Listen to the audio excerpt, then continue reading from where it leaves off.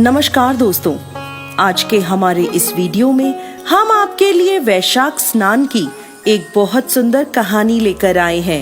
एक समय की बात है, किसी नगर में एक राजा था जो बहुत दयावान, धर्मात्मा और भगवान विष्णु का परम भक्त था। वह हर वर्ष गंगा जी में वैशाख स्नान करता था। एक समय जब वैशाख मास आया, तब राजा ने निश्चय किया कि मैं इस नगर का राजा हूँ। मुझे पूर्ण अधिकार है कि मैं सबसे पहले गंगा जी में स्नान करूं। उसने सारे नगर में ढिंढोरा पिटवा दिया कि गंगा जी में सबसे पहले वह स्नान करेगा और बाद में सब। यदि कोई पुरुष उससे पहले स्नान करेगा तो वह उसे अपना आधा राज्य दे देगा, और यदि कोई महिला उससे पहले स्नान करेगी तो वह उससे विवाह कर लेगा। ऐसा कहकर राजा ने गंगा जी के घाट पर पहरा कड़ा करवा दिया। पहरेदार सारी रात गंगा जी पर पहरा देते और राजा सुबह सबसे पहले घाट पर आता और स्नान करता, परंतु उसे घाट गीला मिलता था और पानी हिलता हुआ दिखता था। राजा ने घाट पर पहरा कड़ा करा दिया, परंतु रोज का यही नियम था, क्योंकि घाट के किनारे पेड़ पर एक बंदरिया रहती थी जो रोज सुबह सबसे पहले गंगा जी में स्नान करती थी। अपने पिछले जन्म के कुकर्मों से उसे बंदरिया का जन्म मिला था और उसे अपना पिछला जन्म याद था। वो भगवान विष्णु की भक्त थी, इसलिए वैशाख स्नान करती थी। देखते ही देखते वैशाख मास समाप्त होने को आया। एक दिन एक सिपाही ने बंदरिया को स्नान करके निकलते हुए देख लिया और उसे पकड़ लिया। राजा के आने पर उसे बताया कि यह आपसे पहले यहाँ स्नान करती है। बंदरिया को देख राजा को आश्चर्य हुआ। तब बंदरिया ने इंसान की भाषा में उसे सारी बात बता दी। अब जैसे कि राजा ने प्रण लिया था, उसने बंदरिया से शादी कर ली। बंदरिया को यह पता था कि उसके वैशाख स्नान के फल स्वरूप वह रानी बनी है। राजा ने बंदरिया के साथ अपना पति धर्म निभाया। राजा की बहुत सी रानियां थीं जो बंदरिया का मजाक बनाती थीं। देवयोग से बंदरिया को गर्भ ठहर गया। धीरे धीरे 9 महीने का समय बीता और बच्चा होने का समय नजदीक आ गया। एक समय बंदरिया ने राजा से पूछा, जब बच्चा होने को होगा तो मैं आपको कैसे बताऊंगी। राजा ने बंदरिया के कमरे में एक घंटी लगवा दी और बोला, जब तेरे दर्द हो तो तू यह घंटी बजा देना, मैं आ जाऊंगा। जब बाकी रानियों ने घंटी देखी तो पूछने लगी, यह घंटी क्यों लगवाई है। तो बंदरिया ने सारी बात उन्हें बता दी। रानियां हंसने लगी और बोली, जरा बजाकर तो देखो राजा जी आते हैं या नहीं। बंदरिया ने घंटी बजा दी। राजा दौड़ा दौड़ा वहां आया और पूछने लगा, क्या हुआ, दर्द हो रहा है। बंदरिया बोली, मैं तो देख रही थी कि आप आते हैं या नहीं। यह सुनकर राजा को बहुत गुस्सा आया। उसने गुस्से में घंटी उतरवा दी। एक दिन बंदरिया को दर्द होने लगा तो रानियां बोली, तू आंखों पे पट्टी बांधकर लेट जा, इससे तुझे दर्द नहीं होगा। वैशाख मास के पुण्य के प्रभाव से बंदरिया ने एक बहुत सुंदर पुत्र को जन्म दिया। उसे देखते ही सभी रानियां चिढ़ गईं, क्योंकि उनके कोई संतान नहीं थी। वह सोचने लगी, अब यह राजकुमार बनेगा और बंदरिया राजमाता बन जाएगी। सभी रानियों ने एक योजना बनाई और बड़ी रानी बच्चे को कपड़े में ढककर बाहर ले गई। दासी को बच्चे को देकर बोली, इसे नदी में बहा दो। ऐसा कहकर रानियों ने बंदरिया के पास एक पत्थर रख दिया। जब राजा आया और पूछने लगा कि क्या हुआ है, तब रानियां बोली, इस बंदरिया ने पत्थर जना है। पत्थर देखकर राजा ने सोचा, जब बाकी रानियों को ही बच्चा नहीं हुआ तो इस बंदरिया को कैसे होगा। उधर जब वह दासी बच्चे को नदी में बहाने लगी तो उससे ऐसा नहीं किया गया। दासी ने देखा कि नदी के किनारे एक कुम्हार मिट्टी के बर्तन बना रहा है। दासी ने मिट्टी के बर्तन में बच्चे को रख दिया और वहां से चली गई। कुम्हार ने जब बच्चे के रोने की आवाज सुनी तो बच्चे को देखकर वह बहुत प्रसन्न हुआ, क्योंकि उसके कोई संतान नहीं थी। अब कुम्हार और कुम्हारिन उस बच्चे का प्यार से लालन पालन करने लगे।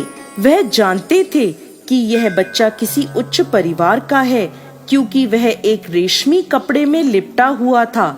देखते ही देखते वह लड़का बड़ा होने लगा। एक दिन वह कुएं के पास खेल रहा था। संयोगवश वही दासी कुएं के पास आई और अपनी सहेली से बात करने लगी। बातों बातों में उसने बंदरिया के बेटा पैदा होने की सारी बात बताई और यह भी कहा कि उसने बच्चे को एक कुम्हार के बर्तन में रख दिया था। लड़के ने सारी बात सुन ली और जाकर कुम्हार को सारी बात बता दी। यह सुनकर कुम्हार बोला, इसका मतलब तुम राजा के पुत्र हो और बंदरिया तुम्हारी माता है। परंतु यदि हम यह बात राजा को कहेंगे तो रानियां हमें झूठा साबित कर देंगी। तब वह बालक बोला, आप मेरे लिए मिट्टी के हाथी घोड़े बना दो।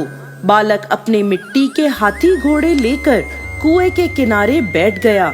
जब दासियां पानी भरने आईं, तब वह बालक बोला, मेरे हाथी घोड़ों को भी पानी पिला दो।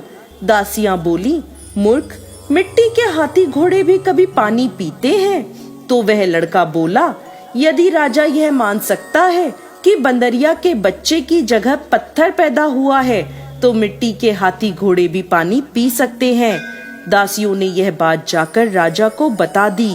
यह सुनकर राजा को बहुत आश्चर्य हुआ। उसने बंदरिया से पूछा तो वह बोली, मुझे कुछ नहीं पता, मेरी आंखों पर पट्टी बंधी थी।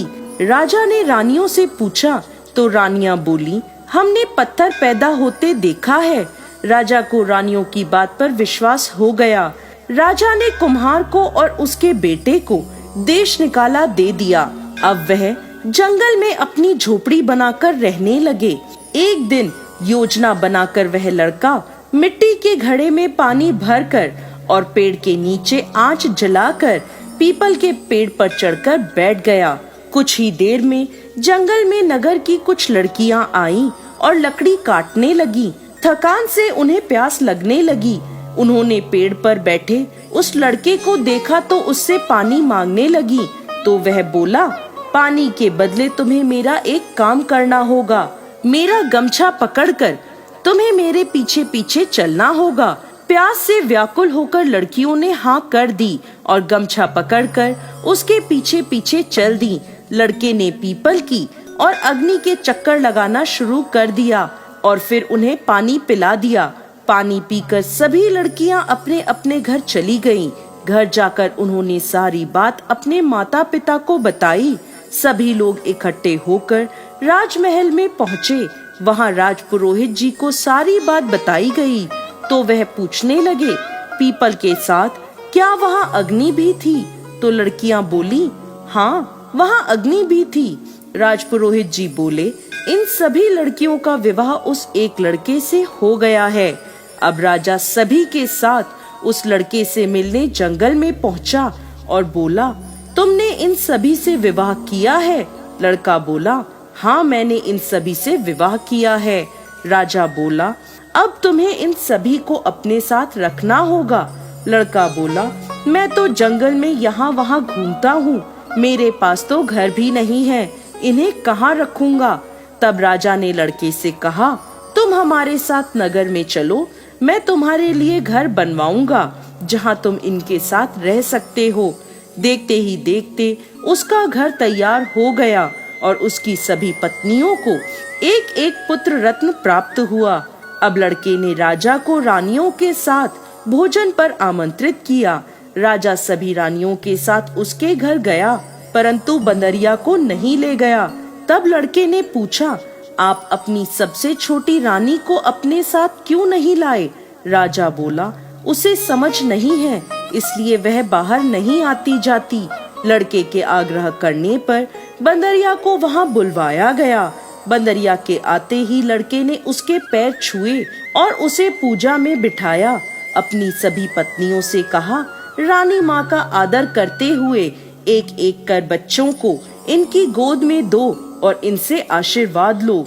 यह सब देखकर बाकी की रानियां चिढ़ गईं और राजा से बोली, हमें बुलाकर ये हमारा अपमान कर रहा है, हम यहाँ नहीं रुकेंगे। ऐसा कहकर सभी रानियां वहां से जाने लगी। तभी वह लड़का बोला, ये मुझे जन्म देने वाली मेरी माँ है। राजा बोला, ये तुम क्या कह रहे हो? तब लड़के ने रानियों की योजना की सारी बात राजा को बता दी और उस दासी से गवाही दिलवाई। यह सुनकर राजा को बहुत क्रोध आया और उसने अपनी सभी रानियों का त्याग कर दिया और बंदरिया रानी पुत्र, बहुओं और पोतों के साथ महल में सुखपूर्वक राज करने लगा। हे भगवान विष्णु, जैसी कृपा आपने उस बंदरिया पर करी, वैसे ही इस कहानी को कहते, सुनते और हुंकार भरते सब पर करना। जय श्री हरि विष्णु।